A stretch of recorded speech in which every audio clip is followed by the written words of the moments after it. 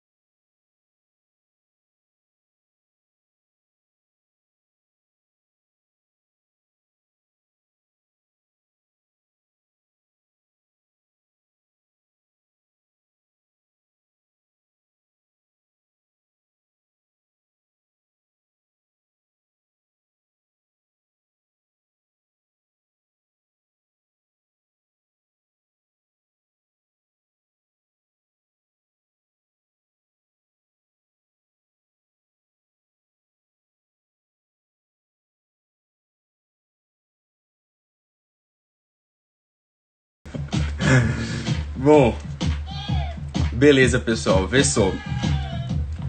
A grande ideia da gente conversar com o Ilan hoje é algo incrível, viu? Eu vinha conversando com o Ilan e ele tá de testemunha. A gente vinha trocando informações faz um ano já, que a gente queria conversar sobre essa questão da caminhada dos concursos, porque Ilan tem uma coisa em comum. Ilan já foi procuradora da Fazenda Nacional, né? Ele entrou no concurso de 2008 como procuradora da Fazenda Nacional. E por volta de 2013, ele tomou posse como juiz federal. Então ele passou cerca de 5 anos, né, 4 anos como procurador da Fazenda Nacional, 4 a 5 anos. Então eu fiquei até falando, caramba, o que é que fez você mudar? O que é que fez você querer ir? E não que isso seja normal, né, muito pelo contrário. Eu lembro quando eu fui conversar com o Marcinho, eu encontrei Marcinho, acho que foi em 2015, pessoalmente, ou 14, agora 16, quer dizer, enfim. Eu fui conversar com o Marcinho e falei, Marcinho, meu amigo, o que é que fez você trocar tanto de carreira, né? Você era um indeciso, o que foi que aconteceu na sua vida? E ele me explicou com muita alegria sobre essas transições, sobre essas mudanças, sobre esses percalços, ou enfim, essas deucindências, o que a gente quiser nominar, que a vida faz com que a gente experimente outras carreiras também. E eu queria conversar muito com o Ilan sobre isso, quais foram as impressões também que ele teve sobre a carreira nesse período que ele ficou, as impressões que hoje eu compartilho da Procuradoria.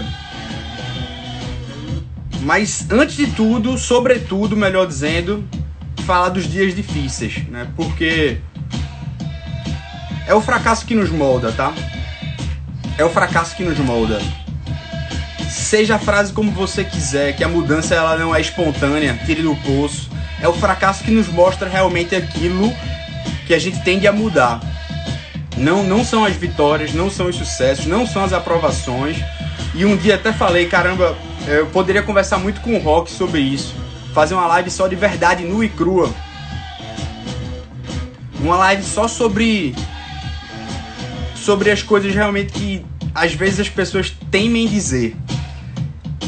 E não é com nenhum ceticismo, não. É pra você saber ter o pé no chão. Né? Aí o professor Ilan entrou na live. Deixa eu até trocar a música aqui, Ilan, pra gente...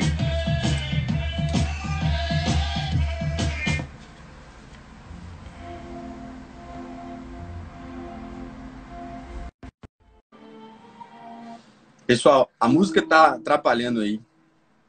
Pode ser sincero. Pessoal. Aí.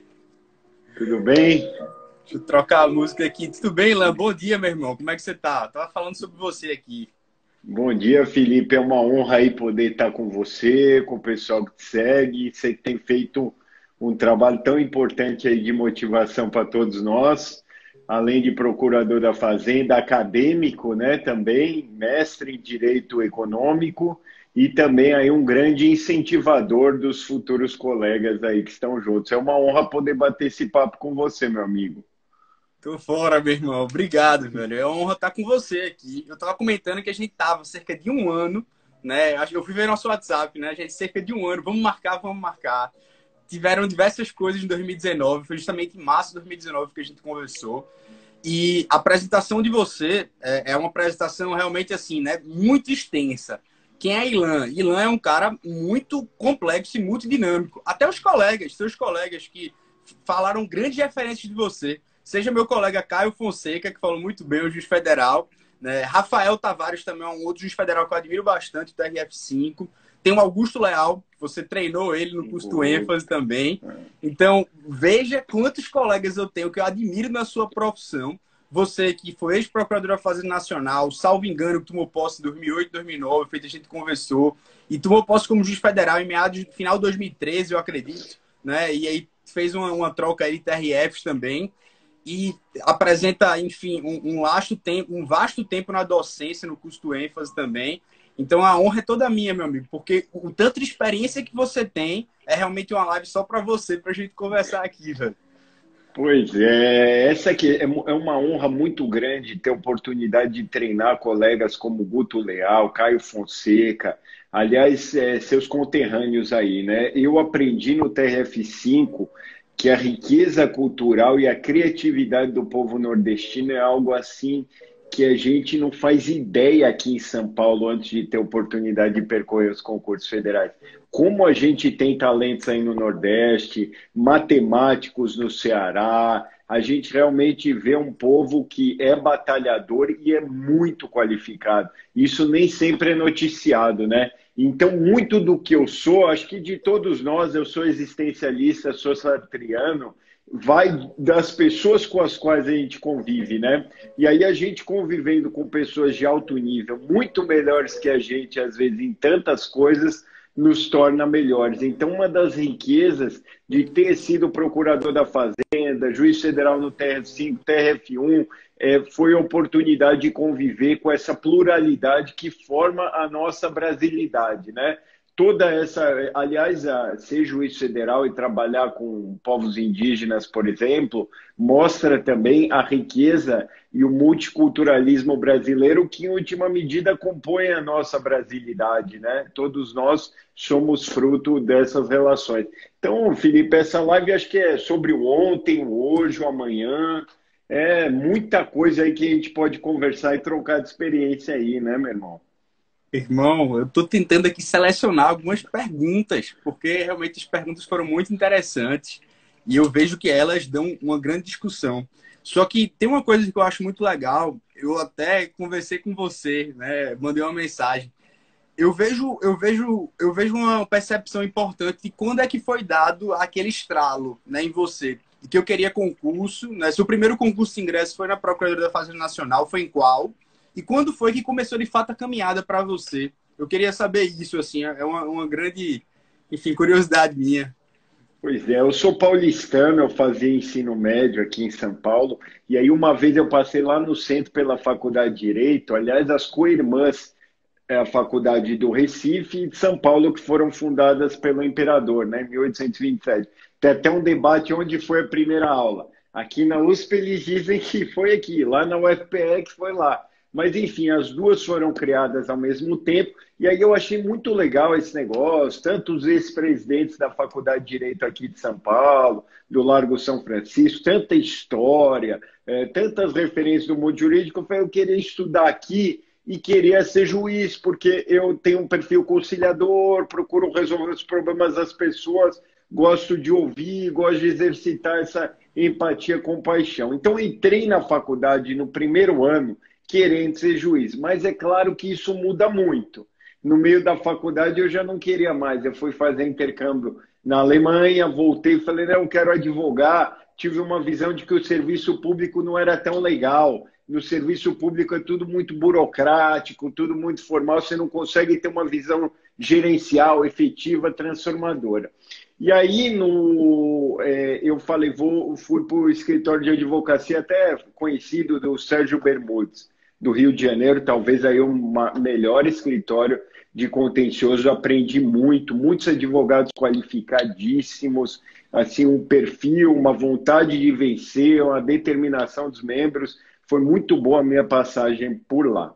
Mas aí eu comecei, é claro, trabalhava no contencioso, encontrava o juiz, comecei a gostar dessa, de novo, né? O pêndulo oscilou. A gente vê que o caminho nunca é em linha reta, né? O pêndulo oscilou ali para a magistratura e tal, e tinha os 3 anos de prática jurídica, e aí eu saí do escritório e fiz aí, abriu. Naquela época a PFN nem era tanto, abriu o concurso da PFN, eu estava no 5º ano, eu fiz até no mesmo dia que a OAB e a PFN no mesmo. Foi a segunda fase da PFN com a primeira da OAB. Aí eu não tinha ainda depois na hora o diploma para comprovar. No último dia de recurso eu colei grau, saí da colação de grau e mandei lá para a PFN os documentos. Mas assim, eu queria concurso, queria magistratura, porque me agradava essa questão de poder trabalhar com coletivo e também a questão de ter tranquilidade para trabalhar, de você ter estabilidade. Na questão da PFN, eu achei interessante essa questão de arrecadar, uma das instituições aí mais antigas do Brasil, né, arrecadatória. E eu mesmo,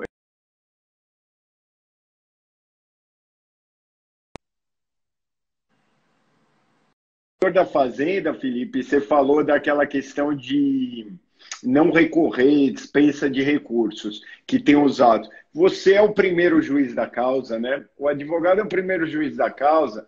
Então, assim, todo mundo, em alguma medida, é juiz, né? Todo mundo vai julgar se vai recorrer, como vai fazer, qual concurso vai prestar. Então, acho que é importante essa questão. Você, com a magistratura, você aprende a ver o outro. Você conhece a carreira, né? Você foi assessor de desembargador no começo, né? Você conhece um pouco da magistratura também, né, Felipe? Eu tenho uma compaixão enorme e uma admiração pela magistratura, porque eu até compartilhei essa versão que eu tenho contigo, que era quando a gente vai para o mundo acadêmico, às vezes, a gente vê teses, vê ideias muito boas. Mas, infelizmente, às vezes eu vejo que as pessoas batem na magistratura sem conhecer o dia a dia, sem estar atrás do balcão, né? Sem receber o pedido. E aí, por mais que também eu respeito muito essa ideia do juiz, né? A questão da... Enfim, acho que até o Barroso deu uma entrevista recentemente no Conjur, ele falou isso, Vicilane. Ele disse meio que a ideia que ele tinha pena do juiz. Não sei se você viu isso, que ele falava que o advogado ele escolhe um lado, né?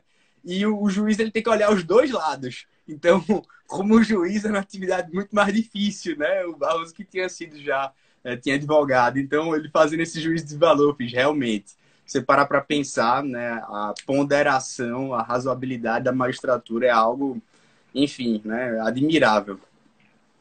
E ele também fala, o Barroso, ele fala, qual foi a maior dificuldade, ministro, quando você foi para o STF? Ele fala, eu não posso mais escolher com o que trabalhar, é o que chega para mim.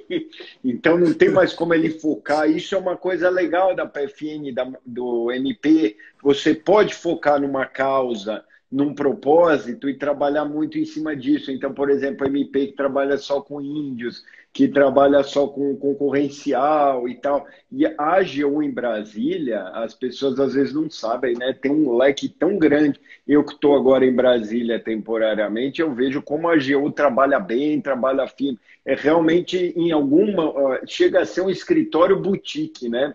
Em algumas áreas, realmente controla a política pública, às vezes define o destino da nação, a depender de uma ou outra demanda ou até de uma atuação preventiva, né, extrajudicial. Isso mesmo, Ilan. Internamente, né, a Procuradoria ela até tem um discurso realmente de querer sempre ser vista, às vezes, como um próprio escritório de advocacia, e ela tem realmente uma grande estratégia de saber quais teses são as teses mais essenciais, de saber que teses realmente precisam ser combatidas, quais são aquelas que você já reconhece de pronto, você nem recorre, nem contesta. E se eu fosse explicar até o organograma da PFN aqui, eu iria me perder, né? Por quê?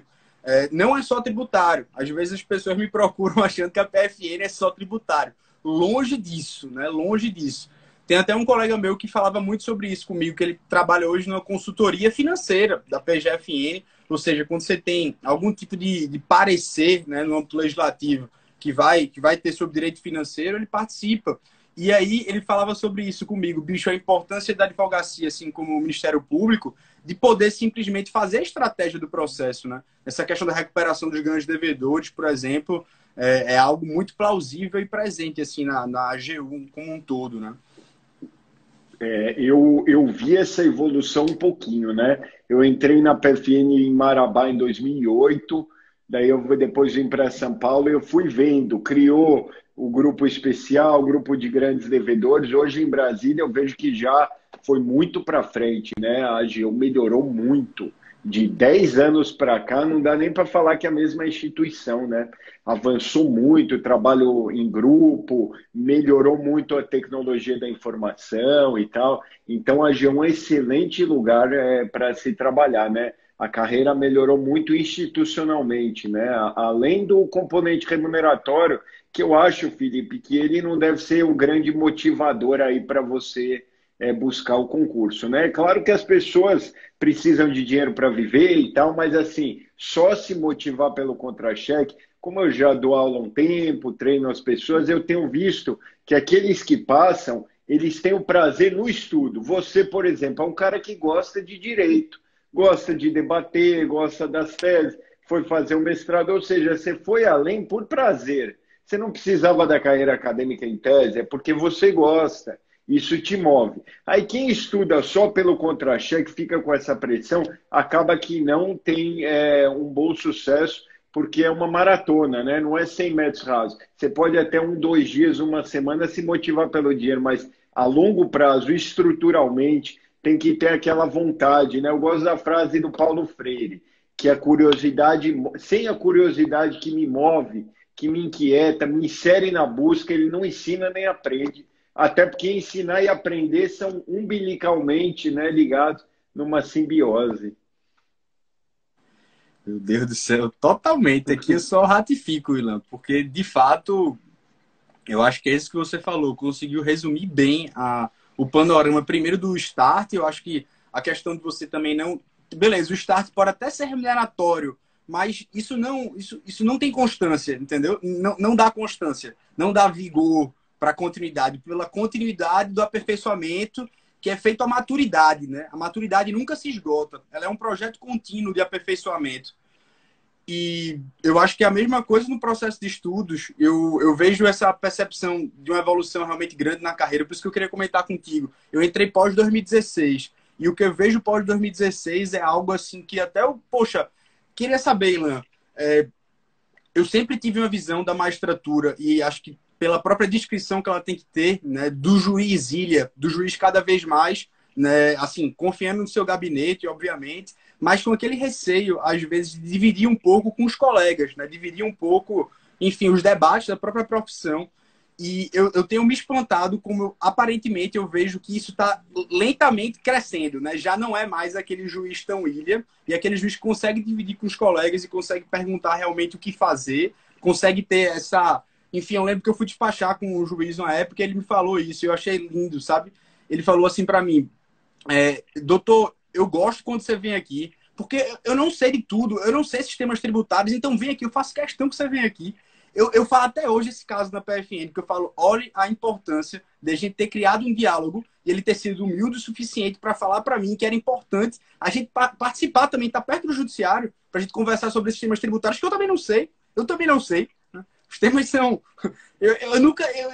Ilan, em 2012, a prova da PFN teve. Quando foi em 2013 que eu entrei, assim, tava vendo esse concurso da Procuradoria, que um colega me falou que ele queria ser procurador, hoje é defensor do Estado de São Paulo, eu peguei a prova de 2012 da Procuradoria da PFN, exatamente em processo civil, olhei a prova e falei assim, eu nunca vou ser procurador da Fazenda Nacional.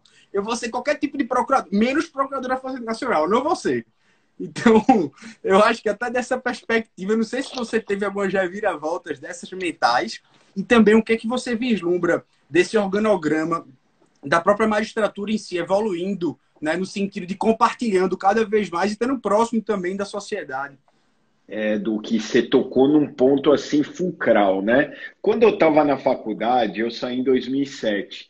Era assim, você perguntava, eu quero ser juiz. O que eles falavam? O juiz é o solitário. Ele não pode ouvir ninguém, trabalha sozinho. Se você for advogado, público ou privado, promotor, você vai poder trabalhar em grupo. O juiz é o solitário que decide. Remontando a uma visão do século XIX, do juiz oráculo, Código Napoleônico, Escola da Exegese, subsunção. Tem a lei que é a premissa maior, a premissa menor, o juiz vai lá e declara a lei ao caso concreto. Então ele não tem que falar com ninguém, porque se ele falar vai contaminar uma suposta neutralidade que não existe. Né?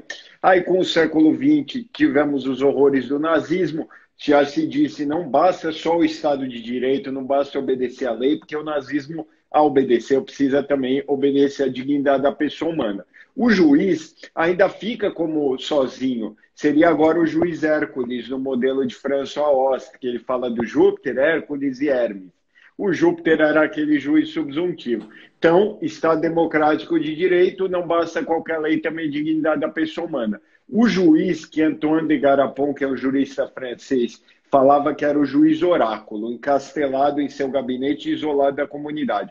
Começa a se abrir e vira um trabalhador social. Tem que bater meta. Então, fala com os outros nesses aspectos não decisórios, mas de gestão, para poder bater a meta. E hoje a gente tem um modelo aí, século XXI, justiça descentralizada da proximidade da transformação. O judiciário ele reage um pouco com atraso às mudanças. Né? É natural, até histórico, que o juiz tenha mais esse dogmatismo, um conservadorismo e a predisposição à manutenção da ordem. Mas o juiz também transforma, né? Eu brinco que a responsabilidade civil, por exemplo, ela tem uma função de olhar para trás a retrospectiva, que é o que a gente está fazendo aqui, refletindo sobre a nossa caminhada, mas também olhar para frente, né? Para o porvir, sinalizar a comunidade como ela deve atuar para evitar novas lides, novos conflitos. Então, o juiz também é professor e o procurador também é, porque vai lá dizer ao juiz. Eu achei curioso esse exemplo que você colocou, que foi falar com o juiz e ele pediu que efetivamente você participasse, fosse lá. É o que eu tenho dito. Eu vejo que quando eu recebo bons advogados, públicos e privados, e agora que eu estou em Brasília, que eu estou substituindo o desembargador, isso tem ocorrido com mais frequência. São advogados públicos e privados e muita gente da AGU qualificadíssimos, conhecem bem os fatos, criam uma relação de confiança com os julgadores, então você acredita, você tem uma quantidade enorme de processos. E claro que o direito, a vida, tem muitas perspectivas, vão dar a perspectiva deles. Agora, tem demandas que vêm advogados dos dois lados, é uma discussão rica. Você quer dar razão para todo mundo, te leva a uma reflexão intensa e assim, é um exercício muito bom. Essa acho que é a justiça descentralizada, da proximidade, da participação. Tivemos algumas viradas de chave, alguns gatilhos. a criação do CNJ, com os centros de inteligência. Hoje as ações de medicamentos têm um centro no CNJ para refletir sobre isso. Temos as associações, os fóruns. Aliás, o FONEF, o Fórum de Execução Fiscal, tem a participação dos procuradores da Fazenda também, que tem uma expertise em relação a essas temáticas. Você mesmo escreveu aí sobre execução fiscal, né? Como buscar efetividade aí para esse processo. Então, assim, eu acho que o juiz está caminhando para esse trabalho também em grupo. Eu, por exemplo, já mandei várias vezes em grupos de juiz. Eu estou com uma demanda assim, assim. O que vocês fariam aqui? Como é que vocês acham? E assim, mesmo quando eu estudo jurisprudência, e aí não só do Brasil, da Corte Interamericana de Direitos Humanos, de certa forma, indiretamente, eu estou conversando com outros juízes também, né? Que julgaram, que refletiram, e aí, a partir disso, a gente está fazendo uma obra coletiva. Eu acho que ninguém faz nada sozinho, né, Felipe? Totalmente. A gente é completamente dependente do outro, né? Seja em quarentena, ou seja fora da quarentena, a gente tá vendo isso. E eu me recordo muito bem também do meu desembargador, que ele falava sobre essa ideia. Eu queria puxar dois tópicos aqui para você, se pudesse abordar, né? Que seria tanto a ideia da magistratura, eu lembrei. Eu fui já no FONEF, eu conheci o juiz Renato Lopes Best, não sei se você conhece, o juiz federal, ele já foi coordenador das varas de execução fiscal da capital de São Paulo, acho que é professor da PUC, né? Professor da PUC lá, e eu encontrei com ele no aeroporto, Vicilã. Eu não o conhecia, mas encontrei ele no aeroporto e abordei literalmente, professor, sou um admirador do senhor, vamos trocar ideia aqui, por favor. Aí ele parou com a maletinha dele, bem cordial, aí falou assim: eu já perdi grandes oportunidades da minha vida porque eu não fui destemido assim como você. Aí eu, professor, por favor, me ajude.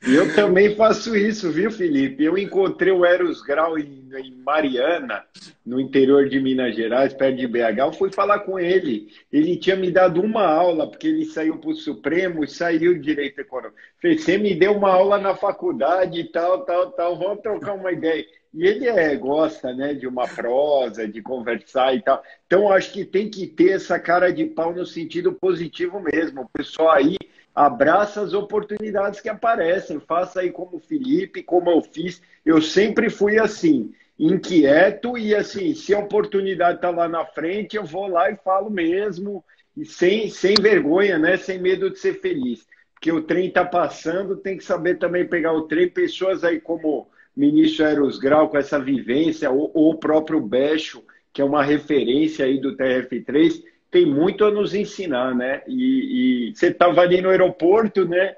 Aconteceu naturalmente e foi. Eu acho que tem que ter essa proatividade, né?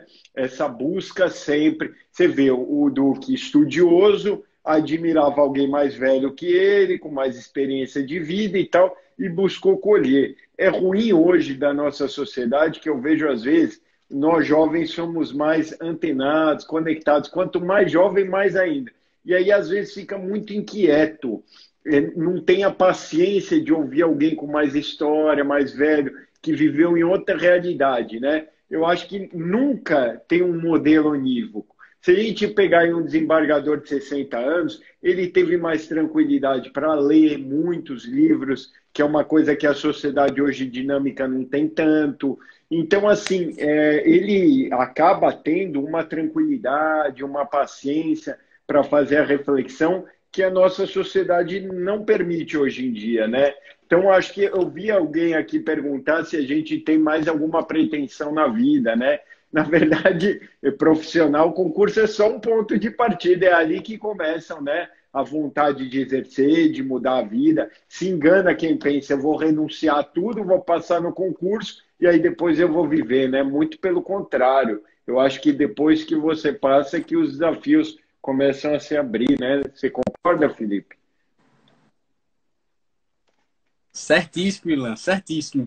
E veja, quando eu fui conversar com o Becho nessa época, foi justamente sobre o mestrado. Eu abordei ele para falar: professor, você que trabalha na área de execução fiscal, que ele era coordenador das varas de execução fiscal da capital de São Paulo, o que é que você acha que precisa mudar na execução fiscal? Então, fui conversar com ele justamente sobre algo que era o dia prático dele, né? Não fui abordar sobre outras questões a não ser profissionais. E a grande dúvida que eu queria falar contigo, além desse ponto de você realmente pegar o ponto de partida do que é também, que te ajudou pós-magistrado, essa experiência de procuradora fazenda, ou essa experiência de estudos, o que é que te ajudou? Porque eu lembro que meu desembargador falava também muito isso, né? A gente se prepara para o concurso, mas a gente não se prepara para ser gestor. A gente não se prepara para lidar com as pessoas. A gente se prepara para a técnica em si, né? Mas a técnica em si, né, ela não se satisfaz por si só. E veja, o que é que foi, Ilan, mais difícil na sua caminhada? Eu sempre gosto de tentar fazer assim esse contraponto, como se fosse trocar na ferida, como se fosse assim, bicho, me diz aí literalmente quais foram os teus dias difíceis, tuas quedas, o que foi realmente assim, algo que foi memorável nessa tua trajetória. Porque eu acredito que realmente são os dias difíceis, né, que fazem você, de fato, mudar alguma coisa, né? E eu queria saber muito o que é que você elege, assim, ou elege em vários fatores. Como é que tá isso aí? Então, primeiro a questão de ter sido antes, né, procurador e depois juiz, o que isso mudou. Eu acho isso essencial e eu concordo com os 3 anos de atividade jurídica, porque você precisa, para ser juiz, inteligência emocional, saber ser, e o concurso pouco entra nisso, até porque é algo subjetivo, de difícil mensuração, né? Então, assim, você pode ter brilhantes jovens que têm muito saber, ou seja, conhecem as leis, a jurisprudência, o saber fazer, sabem fazer sentença, dominam a técnica, mas ainda não o saber ser, que é relacional. Então, receber um advogado, fazer uma audiência, conversar com os servidores, criar um bom clima laboral, isso vem com a vida. E o juiz, ele tem muito poder e presta poucas contas aos superiores, porque do ponto de vista jurisdicional não tem superior. Claro que tem corregedoria, tem CNJ, mas isso para questão correcional, não jurisdicional. Então, assim, quando o advogado bate a porta do juiz, não tem ninguém dentro do sistema de freios e contrapesos, jurisdicionalmente ele tem independência funcional, né? Ele é o chefe daquela unidade, embora tenha outras chefias, é algo muito indireto. Então, o juiz vai ter muito poder e, para isso, é preciso ter humildade, né? E a humildade, ela vem muito da empatia, da compaixão e de se colocar no lugar do outro. E como é que você vai se colocar no lugar do advogado que bate no balcão se você nunca foi advogado, não é? Ou do estagiário se você nunca foi? Então, os anos de bermudes, de bater no balcão, nem sempre ser bem recebido, outras vezes ser, isso tudo vai criando um espelhamento, né? Quando você vê um juiz que você admira, você vai e procura espelhar na realidade dele. Da mesma maneira, um advogado, outras profissões, eu acho que todos nós temos algumas referências que gostamos de seguir. E aí, ter tido essa oportunidade de estar do outro lado e de ser o requerente da situação, quando eu viro juiz é natural que eu me espelhe e me vejo neles, porque antes eu estava do outro lado, como quando eu vou ver uma palestra. Quando eu vou dar uma palestra, eu me lembro quando eu estava do outro lado também assistindo a palestra. Então, isso é muito legal, essa questão, e eu acho assim, não, eu até acho que nem dá para ser um bom juiz sem ter tido uma mínima experiência de advocacia, de estágio, alguma coisa, justamente para você ter essa ancoragem no que é o outro lado. Sobre a questão das dificuldades da vida, é muito boa pergunta, Felipe, porque ninguém linearmente vai subir e pronto. Isso não existe, né? Todos vão ter caminhos tortuosos, né? Eu costumo dizer, o concurso, a vida, né? Tem várias perspectivas da vida. Ela nunca é linear, ela é tortuosa, é um mecanismo de vai e vem, você perde, ganha. Particularmente, como eu treinei muito em casa, eu errei em casa para acertar no dia da prova. Então, fiz o TRF5, o TRF3 analista PFN, deu certo. Isso quer dizer que eu não caí? Não, eu caí bastante. O meu primeiro concurso de juiz federal foi da Quinta Região, até tem uma história curiosa dele. Eu fui fazer, eu achava que não ia dar, nem fui fazer para... Sabe quando você vai, vou me inscrever nesse que eu quero estudar para juiz federal, vou ver o que é. Claro que não tinha tanta informação como hoje, não tinha tanto curso online, não tinha tanto material disponível. Então eu cheguei lá, a nota de corte era muito menor, né? Eu fui fazer em Maceió a prova, e aí eu lembro, acertei 59 questões. Eu falei, tá muito bom para o início aqui e tal, não tive nem tempo, né, de ver muito o edital, as disciplinas, e aí anularam 9 questões. E aí eu fiquei com 65, ganhei 6. E o corte foi 62, concurso de 2011, 11 e 12. Aí o que acontece? Eu cheguei na segunda fase sem imaginar que estava lá, também não sabia fazer sentença, para ser bem sincero. Sabe quando o concurso parece que é para você, né?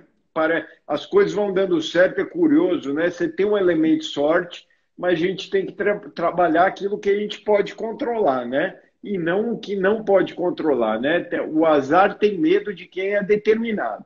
Aí eu cheguei lá para fazer a segunda fase, fui dando uma olhada em dosimetria no voo, eu falei, a sentença civil, ela é mais ou menos assim. É uma dissertação que você vai analisar o argumento de todo mundo e chegar na conclusão. A criminal, vou ver que é mais uma técnica fechada. E o que aconteceu na prática? A dissertação foi sobre um tema de controle de constitucionalidade, políticas públicas.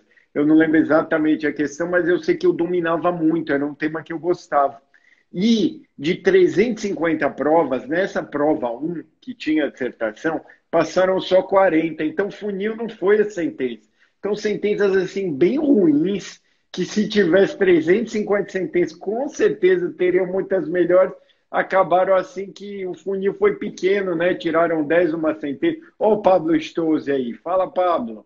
Nossa referência aqui, Unanimidade. né? Unanimidade. É isso que eu estava até lembrando aqui. Unanimidade como Pablo Stouze, como Márcio André. Eu acho que não sei se você consegue enxergar como se fosse alguma iluminação, alguma dedicação realmente ao ser humano em si, que faz com que isso comove você a se mover e a, de certo modo, querer melhorar, querer aperfeiçoar. Enfim, são duas pessoas que eu me inspiro bastante na vida mesmo. Não sei quais são suas inspirações aí, Ilan.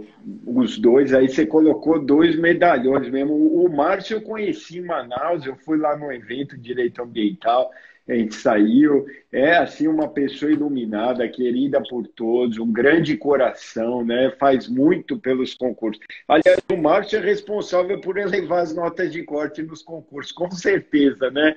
Por tudo que ele sistematizou, tudo que ele fez. Eu não estudei por ele, porque ele começou logo depois. Ele é um concurso antes do meu, da Magistratura Federal. Mas, assim, você vê como a gente pode ser talentoso e usar isso para o bem. O Márcio é um exemplo, né? E, assim, ele é usado por advogados, por até, acho que, gente fora do direito, quando pesquisa e cai ali, porque é tão didático, é tão fácil de assimilar aquilo que ele coloca, que ele é um exemplo, porque, na verdade, a jurisprudência deveria ser isso, né? Ela deveria sinalizar de forma clara ao jurisdicionado como é que o juiz entende sobre o conflito, né? Tendo essa função pedagógica mais aflorada. Isso é o Márcio, né? É um exemplo assim querido pelos seus servidores, pelos colegas lá em Manaus, a grande referência, o Pablo também, né? É o que a gente falou, né? Tem que ter referências para que a gente possa prosseguir, né? Eu tenho também minhas referências, são duas feras esses dois, né? Eu gosto muito do ministro Barroso, da forma clara como ele coloca, Paulo André também, grande colega, Paulo André Bonfadini, enfim, essa live está com audiência qualificadíssima aqui. Eu gosto muito, eu acho que o corpo de juízes federais, que são aqueles com os quais eu tenho mais contato, é muito qualificado, né? Eu vejo juízes federais muito, muito qualificados, preparados, não só do ponto de vista teórico, mas com muita vivência também prática, né? A gente estava falando das derrotas, da importância. Eu acho que a gente tem que, diante de uma derrota, você pode se entristecer, se deprimir, é quase que uma escolha mental sua. Você vai ter a atitude mental progressiva de que fala a Carol Dweck no livro dela do Mindset, ou você vai ter um pensamento regressivo e de, a partir disso, ir para trás. Eu acho que aí a pessoa começa a se comparar com outra, por exemplo. você tem que se comparar com quem você era ontem, e não com quem outra pessoa é hoje. Então, acho que tirar da derrota as lições, o porquê não deu certo, buscar melhorar, sempre dá para melhorar, qualquer um de nós tem sempre muito a aprender, aprendizagem infinita, e ter essa atitude de reflexão, diagnóstico, né? Onde eu estou e onde eu quero chegar. E aí vem, né, o que precisa para que eu possa chegar onde eu quero. Quando a gente está no olho do furacão, como agora no meio da pandemia, os problemas sempre parecem maiores do que efetivamente são.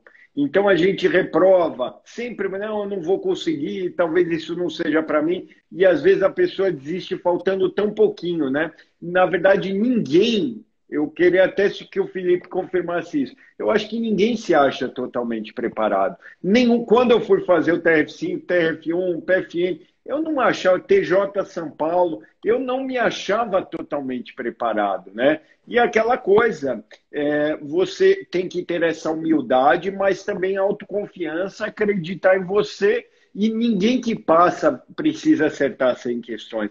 Eu até falo muito em Pareto, eu nunca zerei um edital, eu trabalhava com aquela ideia de 80-20, né? O Felipe vai salvar a live sim, Viviane, Cleis. Eu trabalhava com 80-20, ou seja, 20% do edital está em 80% da prova. Eu fazia isso de uma forma artesanal.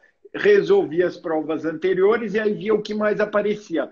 Hoje já tem guia de incidência, já tem um estudo melhor, aí, um tratamento aí dos dados pela inteligência artificial que facilita a nossa vida nos concursos também mais exigentes, né?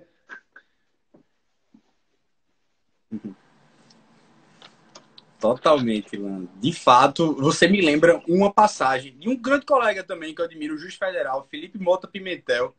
Ele era procurador de Estado e eu estava na véspera da prova oral dele, treinando com ele aqui em Recife.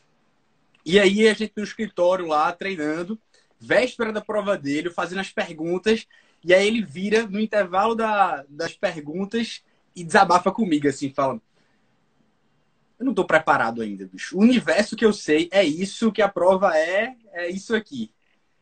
E a partir dali eu falei, caramba, eu tô com um cara aqui que há 3, 4 anos é procurador, que tem um nível intelectual absurdo, e ele tá dizendo que ele não tá preparado na véspera da prova oral de juiz federal dele, do TRF5. E ali eu simplesmente parei e falei, meu Deus do céu. Então eu vejo muito essa perspectiva da gente não é enaltecer a falha, mas é saber ter pé no chão, que ela realmente vai existir de fato. Porque, enfim, no mundo que eu vejo que cada vez mais as pessoas são doutores, mestres, enfim, eu sou especialista em falha. Eu sou especialista em falhar. Eu sou uma pura insistência de um cara curioso que fica o tempo todo insistindo numa coisa, tentando melhorar minimamente, mas eu sou a falha. E eu não fui programado realmente para essa perspectiva realmente de você só acertar. Só que na sociedade que a gente vive, de tantas idealizações, tantos excessos, e a gente realmente sabe que as redes sociais elas vão contribuindo para esse mundo, que eu sempre vou editando, que eu sempre vou formatando, que eu vou editando meu final de semana, editando minhas férias, editando meu lazer, editando tudo. Isso faz com que a gente sempre crie um excesso de comparações com o outro. E veja que na sua época, eu acho que em 2012, 2013, não tinha tanto esse apego pelas redes sociais, talvez. E isso eu sei reconhecer hoje. Eu sei reconhecer hoje que eu tenho menos concentração do que em muitos momentos que eu tive na minha vida. Concentração e foco de estudar. E isso eu faço, caramba, a quem eu atribuo isso? Diversas coisas, não é só um fator. Mas eu percebo essa ideia de a gente não perder essa sensibilidade dos estudos, de você, enfim, saber ter o pé no chão também, né? De que vai chegar no momento certo, de você continuar nesse contínuo estado de aperfeiçoamento. E que no fundo, eu acho que nesse momento da falha que eu queria comentar contigo, eu não sei qual era a sua, digamos assim, qual era a sua faísca de esperança, como é que você depositava isso, de querer continuar? Eu fazia assim, por exemplo, eu pensava assim, eu vou errar em casa para acertar no dia da prova, vou treinar muita questão, porque a questão ancora na realidade, você treina tanta prova objetiva, quando você vai ler um livro, o que acontece? Você já vê a objetiva nesse livro, já dizia Wittgenstein, os limites da minha linguagem são os limites do meu mundo, então por isso que é tão bom estudar idiomas, abre a nossa cabeça. Então, resolver tanto objetiva, na verdade, objetiva eu considero um ato contraditório em si mesmo, porque o direito é polissêmico e plural. E a prova objetiva transforma em certo e errado o que não daria para ser. Então, pega a lei seca, pega o entendimento jurisprudencial e tal. Aí, quando eu li algum livro ou assisti alguma aula, eu já ancorava como é que o examinador pode perguntar isso, né? É interessante como condiciona e molda a nossa mente. Agora, eu acho assim, em relação a isso, eu sou um especialista em erros. Eu acho que só o especialista em erros acerta. Porque seja reprovando na prova, seja reprovando em casa mesmo um projeto que eu tenho, eu vou lá e acho que vou dar uma aula de determinada forma e não sou bem sucedido, por isso que é tão bom feedback.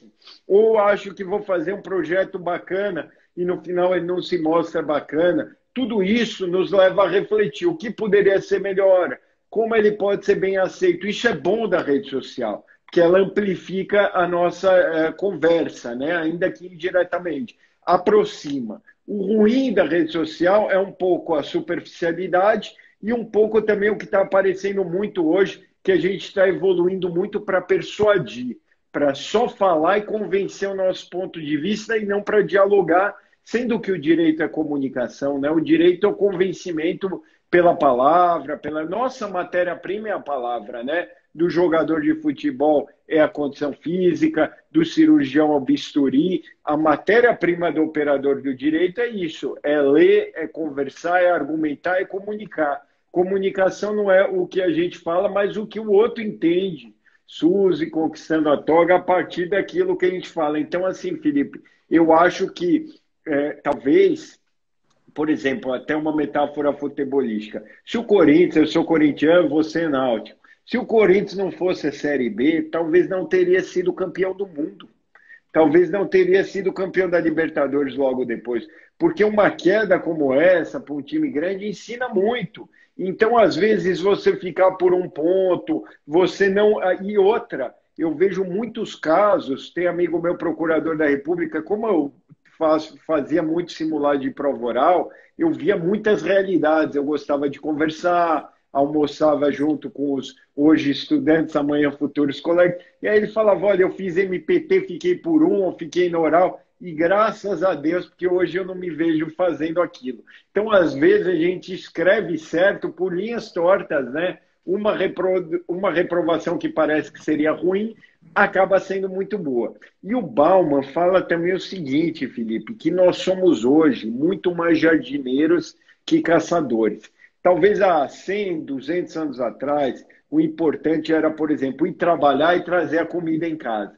Ir trabalhar, caçar e trazer o dinheiro para sustentar a família, né? Hoje, nós precisamos fazer o que você falou, é pós-graduação, são concursos, curso de idiomas, etc. Nós vamos plantando para colher muito depois. Então, o fracasso faz parte dessa plantação. Se você coloca determinado insumo ali no seu jardim, não dá certo, não floresce, você vai passar a não colocar mais. Então, acho que assim, sem erro não existe acerto. É impossível imaginar alguém que sempre acertou na vida e nunca voltou atrás e tem sucesso, né? Seja no empreendedorismo, no concurso ou em qualquer outro setor da vida, na vida pessoal, no relacionamento. Não existe. Eu nem consigo conceber essa ideia de um método quantitativo. Eu falava com você, Felipe, pessoal, quando eu passava no concurso, falava assim, qual livro você leu? Quantas páginas por dia? Quantas horas? Como se houvesse um método científico e quantitativo que levaria a esse resultado. Isso não existe, né? Cada um tem sua história, seu caminho, seu fuso horário, suas dificuldades e suas potencialidades, né? Eu tenho muito medo disso, Ilan, você tá falando claramente, porque de fato a gente vai pensando cada vez mais em otimizar, em eficiência, de ser produtivo o tempo todo. A gente vai se pressionando de todas as formas e a gente acaba simplesmente não vendo qual a forma que vem dando certo com a gente, né? E eu acho que, assim, por isso que eu comecei contigo, poxa, quando foi que deu start? Talvez a gente não falou aqui de método de estudo, de como a gente estudou, mas eu tenho muito medo também disso. A gente conversava, eu e Ilan, pessoal, a gente falando ontem, a gente se falou no telefone quase 1 hora, não foi, Ilan?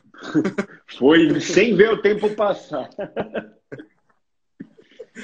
E eu acho que isso mostra muito alguma harmonia, né, de alguns temas, e esse era um tema essencial também.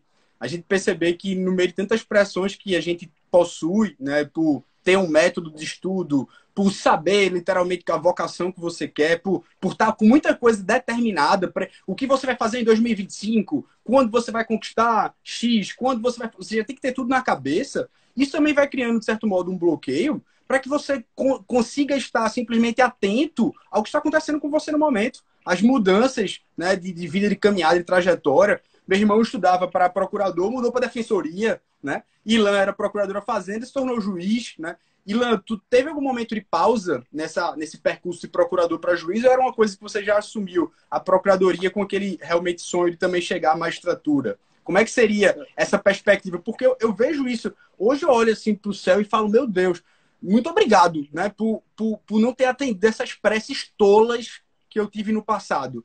Né? Agora eu posso compreender, senhor. Agora eu posso compreender a dimensão das minhas preces tolas que eu tive. E eu acho que isso é uma perspectiva muito, muito íntima, realmente, de quem sabe, né, que às vezes é um idiota mesmo. Acho que eu posso dizer isso. Eu acho, a Viviane coloca aqui que a busca da perfeição é ruim. Eu acho que o ótimo pode ser inimigo do bom, sim, Viviane. Você tem que procurar ir colocando cada tijolinho de uma vez. Não falar, não, amanhã eu tenho que passar em tal, amanhã eu tenho que fazer isso, tem que chegar metas inatingíveis. Eu acho que você tem, por exemplo, eu não zerava o edital. Se eu buscasse o ótimo, eu ia ler coisa que eu nunca nem vi aparecer em prova.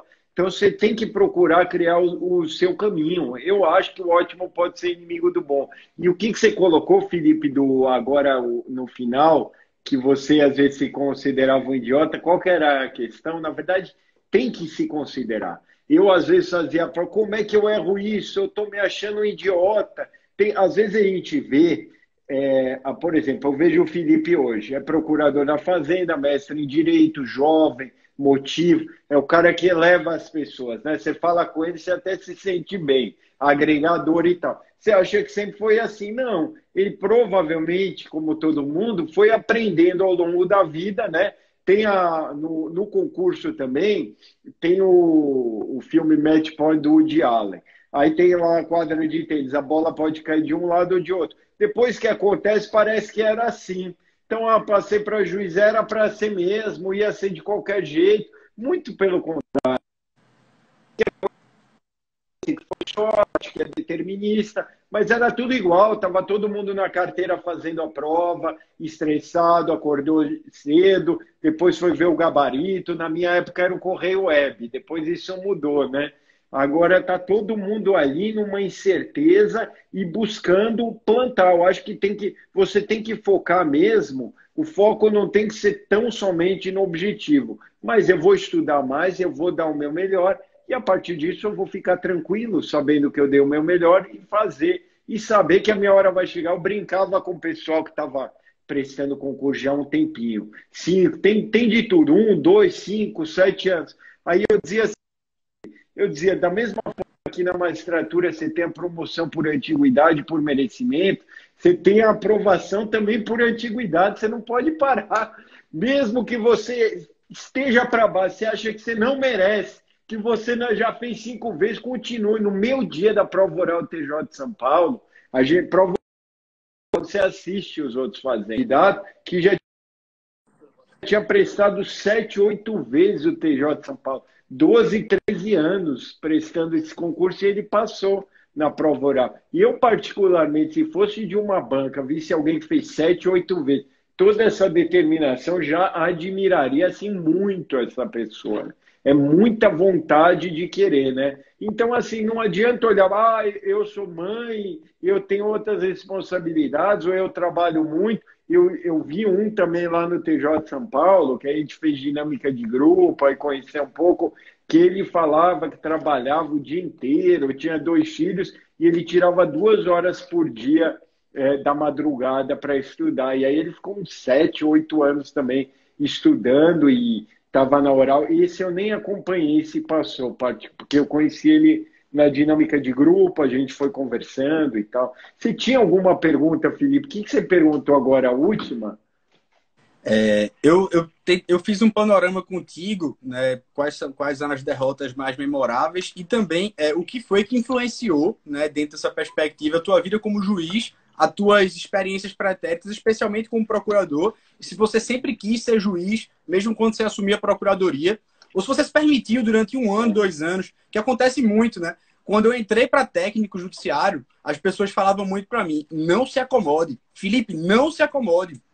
E isso era uma coisa assim, como assim? Quer dizer que eu não posso me permitir um descanso, curtir o cargo, me aproveitar? Eu não posso mudar a opinião daqui a 1 ano, 2, 3 anos? Eu não posso ficar como analista a vida toda? E aí que tá. Como é que você encarou essa modificação aí? Essa questão é muito boa de quem passa para servidor, e aí é aquela coisa, você quer atravessar para outra margem do rio, aí às vezes você tem um sonho, o servidor é uma ilha no meio. Você não pode confundir a ilha com a outra margem, ou se você acha que é aquilo que você quer. No meu caso, como eu passei para a PFN no 5º ano, tomei posse no ano seguinte, tinha que ter 3 anos. Então parei, eu falei, vou ver a carreira da Procuradoria. Vamos ver como é que é. Fiquei em Marabá, praticamente. O que eu gostava era de ver jurisprudência, alguma coisa, mas eu não estudei para concurso, não. Cheguei aqui em São Paulo, também fiquei mais uns 6, 8 meses.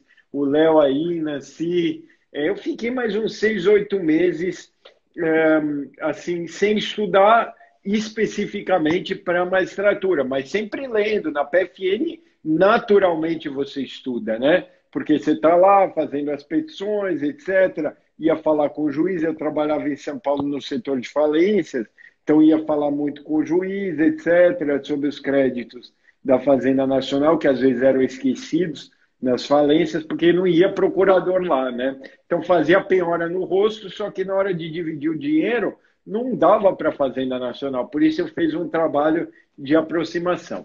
E aí, depois disso que eu falei, eu acho que eu vou me realizar mais como juiz, eu vejo aqui o juiz, eu gostaria de focar nisso. Era um momento bom que tinham criado cargos de juízes também. Tinham sido criados, acho que 230 cargos de juiz. Então, tinha concurso toda hora, 2 por ano. Eu não fiquei parado, porque eu fiz fiz o 5, abri o outro. Era uma safra boa. Agora está um pouco mais devagar, mas vamos ter. TRF1 vai abrir, provavelmente agora em 20 ou 21, TRF3 também.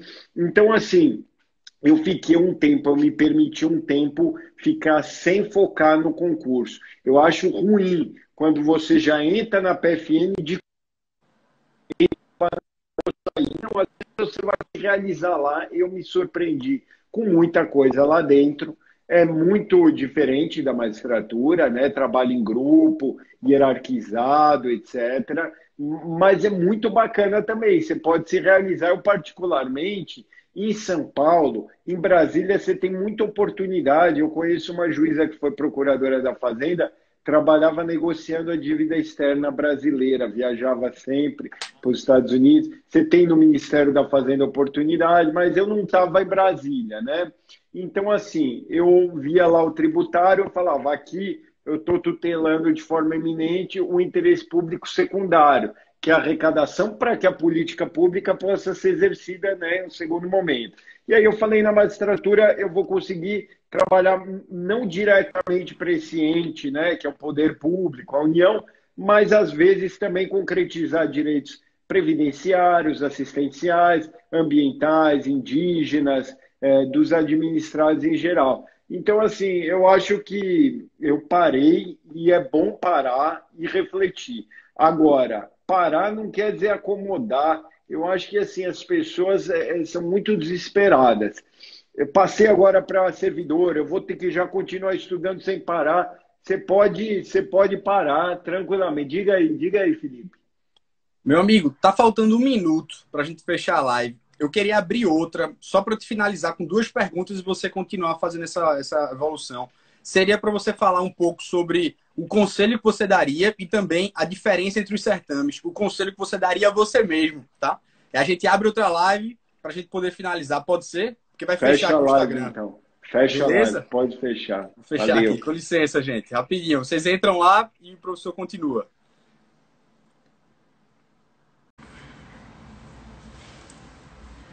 Isso aí. A gente tava continuando aqui a live, né, do professor Ilan.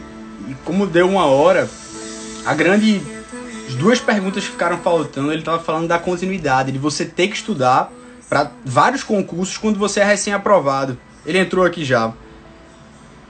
E ele tava falando justamente assim, a gente, quando entra como servidor e da experiência dele, que quando entrou como procurador, né, e depois de 4, 5 anos mais ou menos, se tornou juiz federal. E E aí, aí, Ilan, Felipe? beleza? Beleza, diga aí, diga aí. Mandar um abraço aí para Paparazzo, Velise, Viviane, são pessoas excelentes aqui, estão aqui na live. E eu queria continuar contigo para a gente chegar na caminhar para o final. O que é que você falava sobre essa questão da pausa, né, de você ingressar num concurso e se permitir também, né, viver aquela experiência, né, da profissão, ao invés de estar sempre, talvez, sendo, né, um eterno insatisfeito. Não que você não possa mudar, não que você não possa simplesmente hoje eu sou procurador e porque não posso estar, né? Que eu nem sou, eu estou, né? Estou procurador. Que um dia eu me aposentarei, um dia morrerei, né? Sou transitório aqui, a matéria aqui é finita completamente e não sou detentor de nada. Estou, como o Pablo Stoso fala. Pois é, eu acho importante que você tenha paradas para reflexão. E aí agora a gente tem uma parada em nossa rotina, em nossos propósitos, que acabou de certa forma sendo forçada. Mas a gente pode tirar o lado bom disso. Nós estamos fazendo sessão no TRF1 virtual. Então, algo que aconteceria, que é o caminho para a virtualização, para facilitar, para aproximar as pessoas, foi acelerado pela contingência. Eu acho que a gente tem que diferenciar estrutura de conjuntura. Você tem um aspecto estratégico estrutural que você tem para a sua vida e tem as contingências fáticas. E aí vai se dar melhor quem tiver o senso de adaptabilidade a essas contingências, a essas conjunturas. Então, acho assim, você tem que ter tranquilidade, entrou numa carreira, viva um pouco a carreira, analise, reflita, procure conhecê-la e não chegar de costas. Ou uma lotação.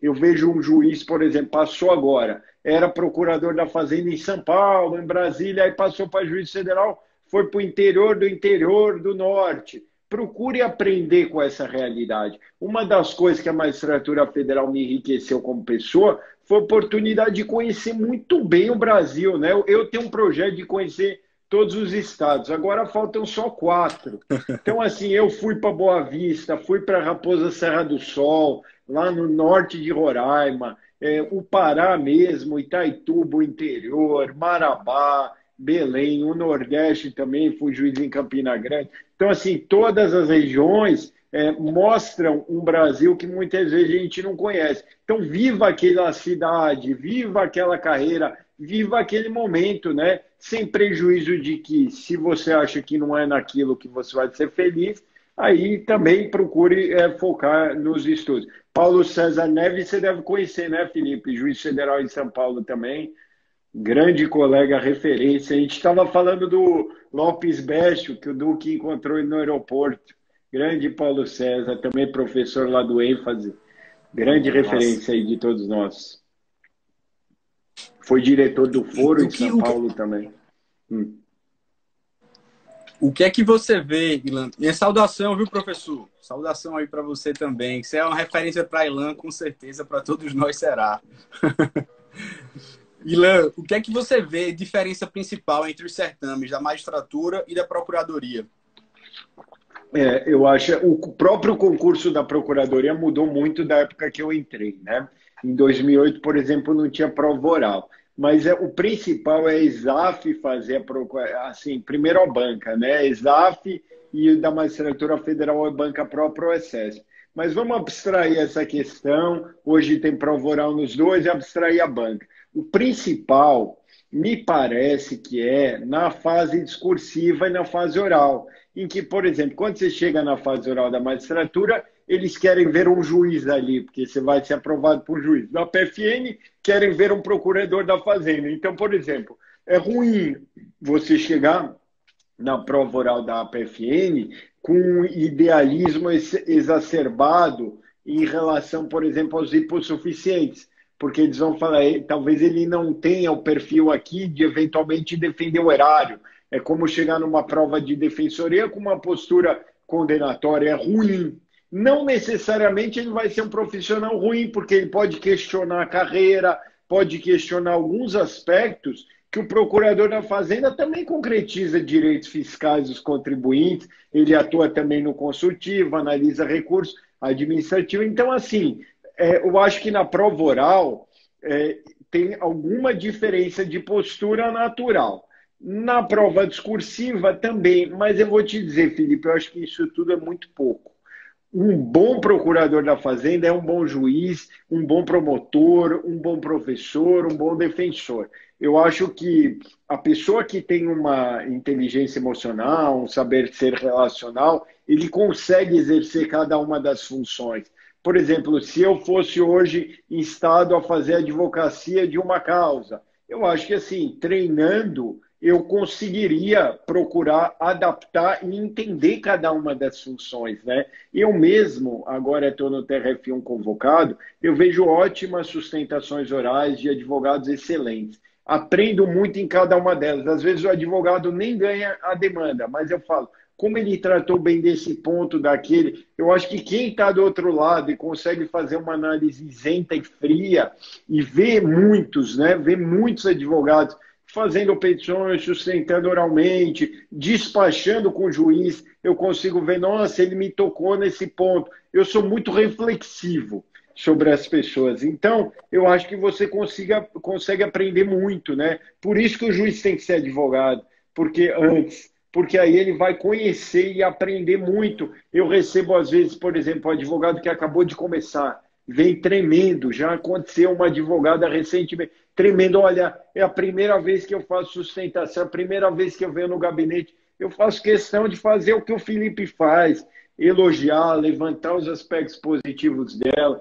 deixar tranquila, para que possa ter esse início aí de forma aberta, não traumática, né? Isso é importante, né, Felipe? Completamente. Eu também eu não consigo, né, vislumbrar. Eu acho que eu fiz uma prova de magistratura federal objetiva, ou duas, eu estou esquecido agora. Mas eu nunca tive, Ilan, tanta vaidade com fazer prova assim. Eu sempre fiz muita prova. Tô nem aí pro resultado, se vai ser ruim ou não. Eu tô ali para levar uma experiência. Então eu conversava muito com meus amigos quando eu ia fazer a prova.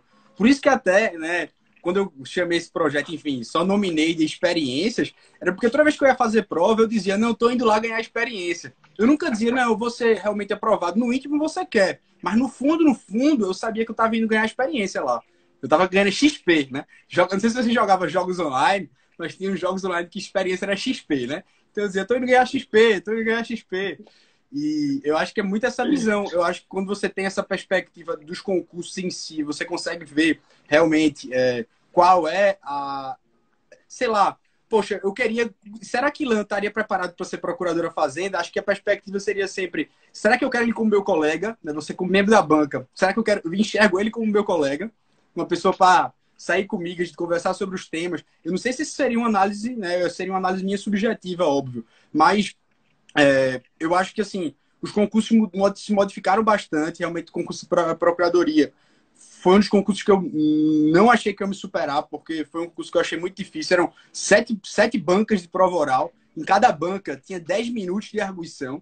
E aquilo ali, Ilan, era... Eu já acompanhei várias provas, assim, mas ali, não sei, né? Acho que toda prova que você chega a prova oral, você chega com carga emocional realmente muito elevada e você sempre vai achar que vai ser a pior, a mais difícil do mundo. E, de fato, aconteceram algumas coisas na minha prova oral, nas minhas provas discursivas, que eu, assim, eu vejo a mão do divino ali, porque não foi ali Felipe, e depois eu compartilho com vocês aqui. Mas, meu amigo, me diga aí, por favor, qual é o grande conselho que você daria realmente para você? No sentido, se você estivesse aqui estudando, o mesmo Ilan aí, 2009, 2012, 2013. Eu acho assim, Felipe, eu acho que a pessoa tem que ter muito foco, determinação e vontade, querer ser aprovada mesmo, renunciar a muita coisa, mas também viver. Talvez o concurso seja a coisa mais importante dentre as menos importantes. Mais importante é saúde, bons relacionamentos familiares, ver um propósito na vida. Agora, nesse período de concurso e tal, principalmente mais perto da prova, ou mesmo agora que ainda não tem edital e você consegue ter mais tranquilidade, naquele momento que você tem para estudar, seja 2 horas por dia, 1 hora, o importante é caminhar devagar e sempre, com um senso de propósito. Você tem que ter a inquietação que o Felipe tem, que eu tinha. Eu vejo, de tanto ver candidato em simular de prova oral, de juiz federal, eu procuro ver um padrão. Eu sempre falo isso. Como me perguntam muito o que eu tenho que ter para passar, eu procuro achar esse padrão nas pessoas.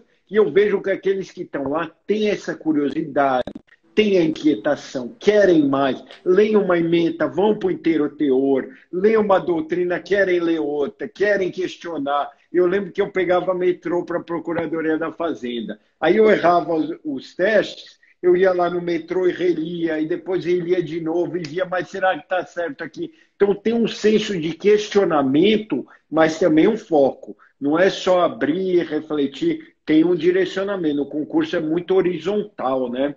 Você tem que saber um pouquinho de cada uma das matérias e não muito de uma só. Então, o que eu diria é assim, viva com alegria, tenha uma postura aberta em relação às oportunidades da vida e também em relação à necessidade de ter foco, dedicação, constância de propósito. Não é uma corrida curta, é uma maratona e trabalhe esses 3 pilares que o Felipe falou, de certa forma.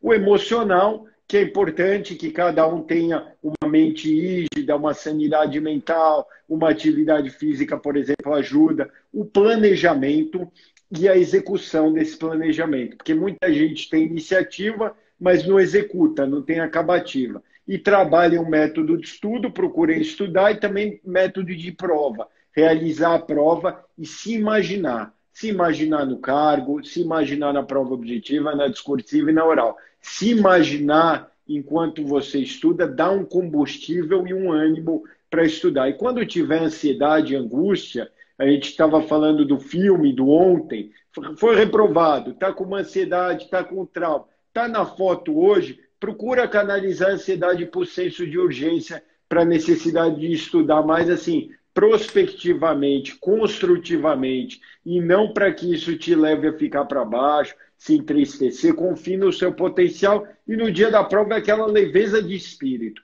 Eu dei o meu melhor, eu fiz o que me cabia, mesmo que um dia eu não estudei tão bem, é incerto mesmo, são altos e baixos, e agora eu renuncio a muita coisa e eu vou dar o meu melhor nesse dia, e é o que o Felipe falou. Seja o que for, eu estou aqui para captar uma experiência, né? Você tem que ter essa leveza aí que o Felipe sempre encara as coisas. Acho que é isso, né, Felipe?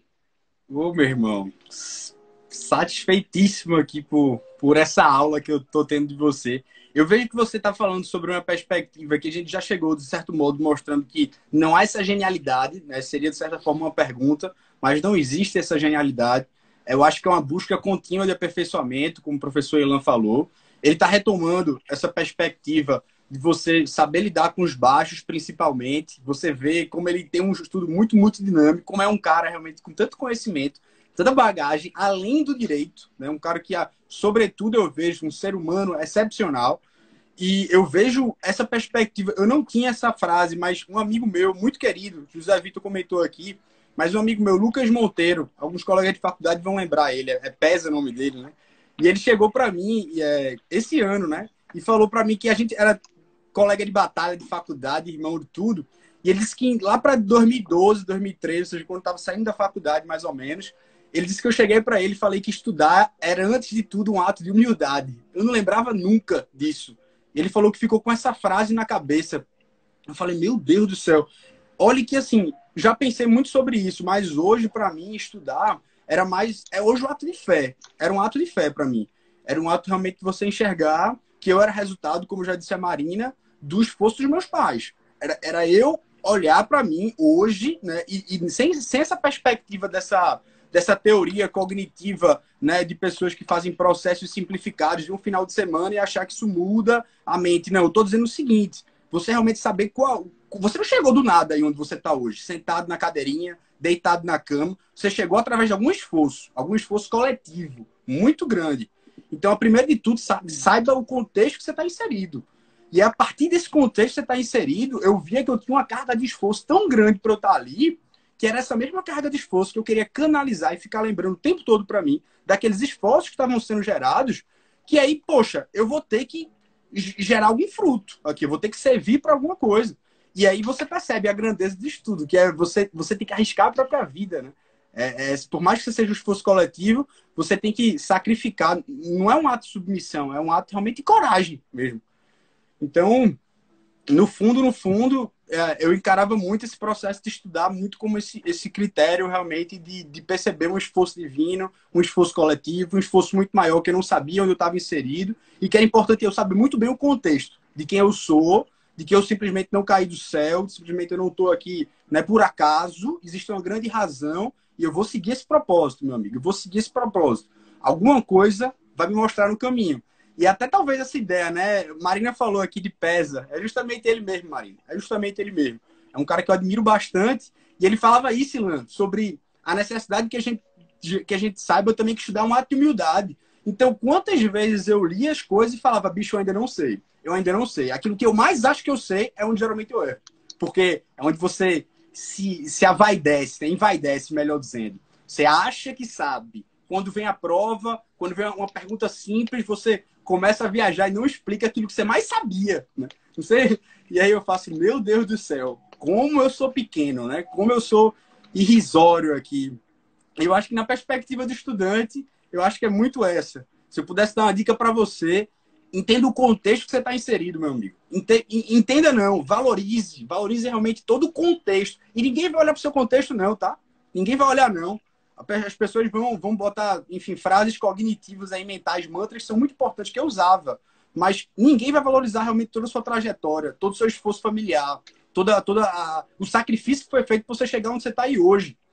E eu acho que era muito algo que eu sempre tentava ali não esquecer, né? Incrível, Felipe, incrível essa sua última colocação do contexto, a humildade, isso eu vi muito já.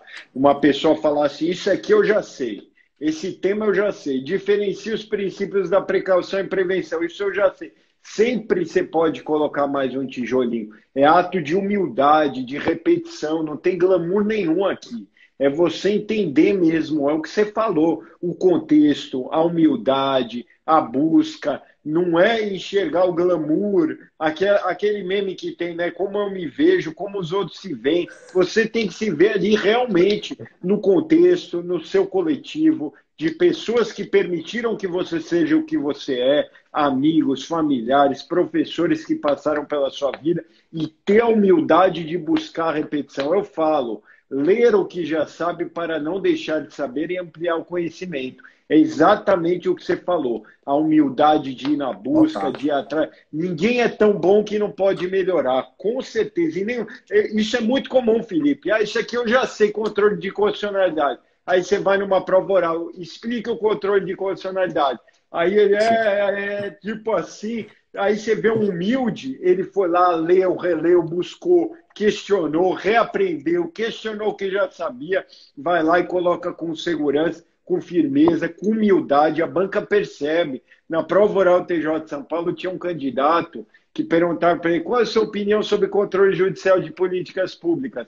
Aí ele falou, nós professores, nós juristas entendemos assim. O cara da banca falou assim, o desembargador, eu não sou jurista, eu não sou professor de ninguém aqui. E chamou ele a prova inteira de professor justamente para chamar a atenção para essa necessidade de humildade, que é o primeiro passo para qualquer profissional de qualquer área. E eu não vejo um arrogante como um bom profissional, jamais. Mesmo que ele tenha conhecimento teórico, o arrogante não agrega, não quer aprender mais, não está disposto a refletir sobre o que já sabe. É o primeiro passo, ao meu ver, para a queda. É muito ruim, né? Uma pessoa que seja narcisista, que seja fechada em si mesmo. O seu sucesso, Felipe, com tanta gente que se vê, que se enxerga, vem disso, né? Dessa humildade, desse contexto, reconhecer o erro, buscar, assim, uma autocompreensão de si para que você seja uma pessoa melhor. E é isso mesmo, Ricardo, é o que ele falou, Duque. Ninguém vai valorizar o seu contexto e a sua trajetória. É você que tem que ter a consciência disso. Perfeito, um fechamento incrível, Felipe. Ilan, deixa eu te fazer uma colocação, por favor, só porque você tocou em duas frases que eu achei espetacular, bicho. Além disso que você falou aqui, que eu já anotei essa frase da humildade, viu? Esse mesmo colega meu que eu lhe falei, o Felipe Mota Pimentel, que ele era procurador do Estado, virou juiz federal em 2013, 2014, eu acredito. Ele me falou justamente isso, né? Eu acompanhava muito ele, admirava muito. E ele falou, Felipe, concurso público não é glamour. E eu fazia, meu Deus, como eu não tenho compreensão para entender isso. Ele falou, você está vendo essas pessoas estudando aqui? E ele queria sempre, porque ele conhecia muitas pessoas, ele falava, concurso público não é glamour. E aí tudo bem, eu acho que a remuneração até pode partir do pressuposto inicial para você se motivar, mas ela não é a constante.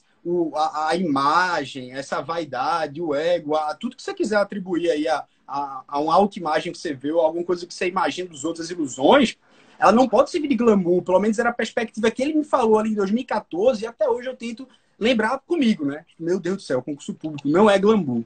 E aí eu tenho muito medo de cenários de sucesso, por exemplo, tá? Eu tenho um medo arretado de Silan, porque a ideia do sucesso realmente, para mim, a grande característica dela é que ela é um mal infinito. Né? E aí o sucesso, de certo modo, o sucesso, enfim, ele basta em si mesmo, entendeu? O sucesso, para mim, é uma desistência para alguns, para outros é aposentadoria. Eu acho que o sucesso ele vai sempre uma busca perseguida e sempre uma insatisfação. Às vezes eu tenho muito com medo. Isso é uma descoberta em mim ainda, tá? É uma descoberta. É uma descoberta. Mas quando ele falou essa frase, concurso público não é glamour, isso ficou na minha cabeça, até hoje está aqui. Né? Ou seja, a partir de quando eu começo a errar, eu começo a ver alguns pecados em mim e que sobe a cabeça. Eu estou aqui conversando com vocês, conversando com o Ilan, que eu acho o cara incrível, mas eu estou aqui para massagear meu ego. Eu estou aqui para ser elogiado, estou aqui para ser aplaudido.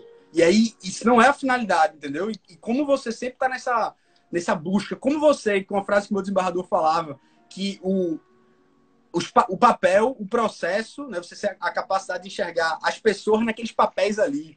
E ele falava, gente, cuidado, né? Não é a meta, cuidado que atrás desses papéis aqui, dessa papelada, tem pessoas. Eu fazia, meu Deus do céu, que desafio difícil esse, né? Que é você tá lá, o médico vendo sangue o tempo todo e você se acostuma já com sangue, né? Porque você já tá lá, já faz parte do seu dia a dia.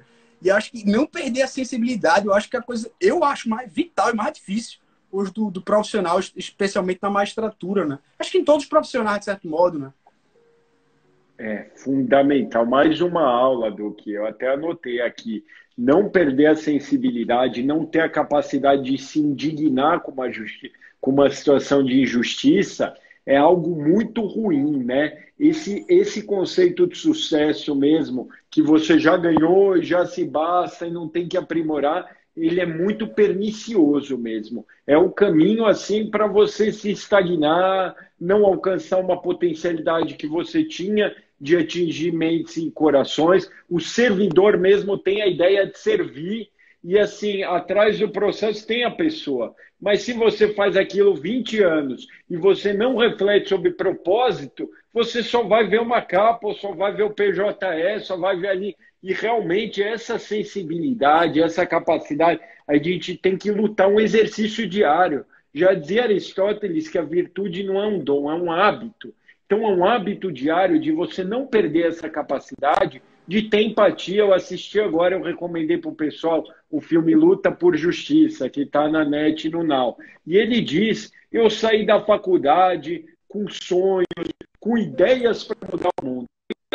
Percebi que só a ideia não basta. É preciso esperança e é preciso muita determinação para concretizar essa ideia, que está dentro do seu contexto, da sua trajetória que o Felipe falou, mas ninguém vai se importar com o seu contexto. Então a pessoa vai ter essa ideia, tem que ter determinação, e ele diz, o oposto da justiça não é injustiça, é desesperança.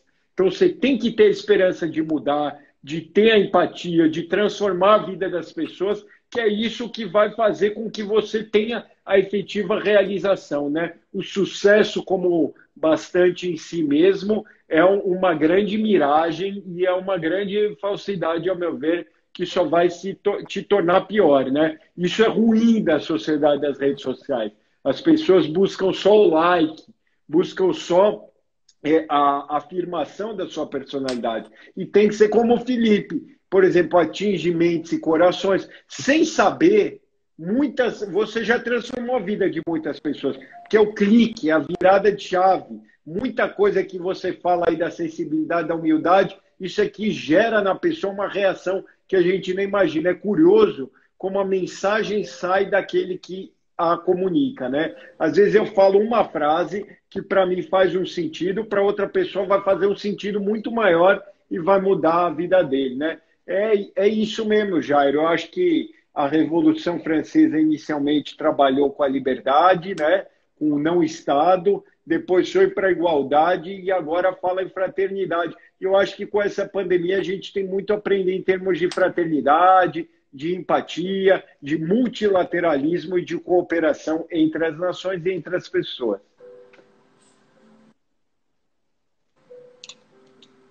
Meu amigo, eu não tenho palavras para acrescentar aí não, tá? Eu, enfim, não sou um exemplo para ninguém, me tire disso aí só, que eu estou em estado contínuo de aperfeiçoamento ainda, cheio de falha aqui, cheio de defeitos, quer saber mais? A minha família está aqui, sabe disso, né? Mas eu tô nesse desafio diário aqui, luta constante mesmo. Sinto-me ansioso também pelo que está acontecendo no mundo. Eu acho que isso não sou isento dessa perspectiva, não. Mas aprendi muito com você e anotei aqui diversas frases, diversos gestos. Vou rever essa live aqui, porque você é um cara muito humano.